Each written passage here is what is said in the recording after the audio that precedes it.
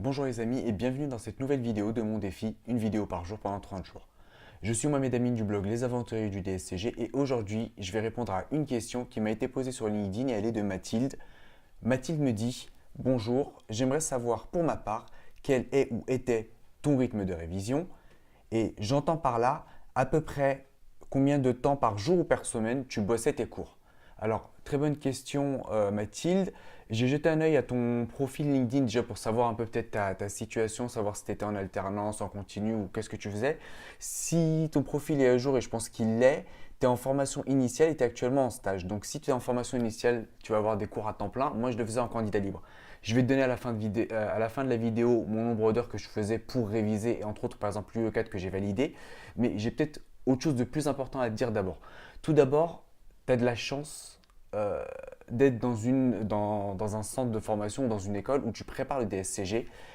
Étant donné que tu as l'occasion d'avoir un prof qui peut répondre à toutes tes questions, au lieu de te demander combien d'heures je dois travailler à l'extérieur de l'école, une fois que j'ai terminé mes cours, j'ai envie de te dire, concentre-toi sur l'école. Concentre-toi en te disant que tu peux gagner énormément de temps si tu arrives à suivre les cours à l'école et que si tu bloques sur certains points, que tu ne comprends pas certaines choses, tu ne te dises pas j'ai du temps, je vais réviser chez moi et je vais les comprendre, mais te dire tu as un prof qui va pouvoir répondre à tes questions tout de suite et te débloquer la situation et te l'expliquer et de te permettre de gagner du temps. Donc, j'ai envie de te donner peut-être sous forme de 3 conseils.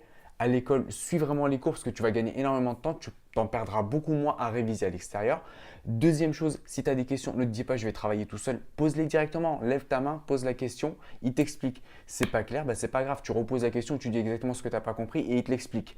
Et troisième chose, ne le garde pas dans ta tête juste comme ça. Si tu as un support de cours, à la limite imprimé ou un bouquin, annote-le parce que justement, ça va être plus simple pour toi quand tu vas réviser justement après de rejeter un œil à ce que tu as griffonné à côté, à ce que tu as écrit en te disant oui, c'est vrai, c'est ça qui est écrit, mais moi je ne l'avais pas compris, j'avais plutôt compris ça, ou il faut que je comprenne ça. Donc, voilà le troisième conseil. Et pareil en fait pour les exercices, quand tu fais les exos, fais-les directement en classe. Si tu ne comprends pas, demande une explication tout de suite et dis ce que tu ne comprends pas. Et griffonne toujours ou écris à la limite en rouge, écrit sur le côté, l'explication qui te permet de te rappeler de pourquoi tu t'es trompé et comment tu dois faire pour réussir et pour avancer. Et ça va vraiment t'aider à gagner du temps pendant des révisions. Ça, c'est vraiment sur la partie formation parce que je pense que tu es en initiale et c'est là où tu peux gagner énormément de temps. Pour ma part, moi, je l'avais fait en candidat libre, déjà même l'UE4 que j'ai validé. Et j'ai envie de te dire, j'ai révisé, je crois que je révisais avec un ami, un collègue en fait. J'ai révisé 2 à 3 fois par semaine le soir après le travail. On révisait 1 heure et demie à 2 heures. Et on révisait le samedi, on faisait peut-être 2, 3, 4 heures de révision. Et ça encore, on l'a fait en septembre, donc juste avant les examens, en septembre-octobre. Et on n'avait pas commencé à réviser très tôt, on avait commencé en juillet. En fait, comme j'étais déjà salarié en cabinet, qu'on était en pleine période fiscale, on s'était dit pendant la période fiscale, on n'aura pas le temps de réviser, on avait autre chose à faire et on avait des dossiers à sortir. Donc on avait commencé fin juin, début juillet. Donc on a révisé, on va dire, sur 3 mois. Et ce qu'il y avait de particulier, c'est que nous, on s'était aussi inscrit à l'ASFOREF pour une session intensive de 6 jours pour préparer l'UE4. Et c'est ça qui nous avait permis aussi de mieux préparer notre UE.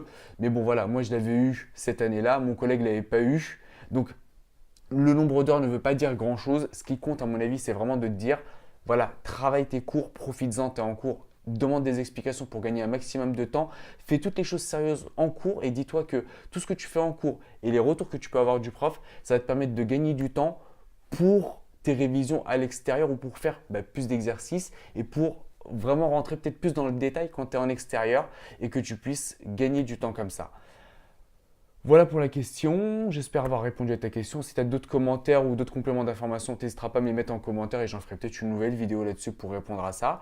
Si vous aussi vous avez une question sur la DSCG, je vous mets en description si c'est sur YouTube ou alors plutôt en commentaire si c'est sur LinkedIn la vidéo sur laquelle vous allez pouvoir me poser vos questions et où je vous explique un peu le concept. Si vous ne voulez pas la poser en public, pas de souci, je vous mettrai aussi le lien de mon formulaire de contact de mon blog pour me l'envoyer directement par mail la question et je répondrai aussi. Et puis sinon par messagerie sur LinkedIn. Je pense avoir fait le tour. Donc voilà, si vous avez des questions, n'hésitez pas. J'espère que cette réponse a été très utile à toi Mathilde et aussi peut-être à vous tous qui regardez cette vidéo. Et je vous dis à demain pour la prochaine vidéo.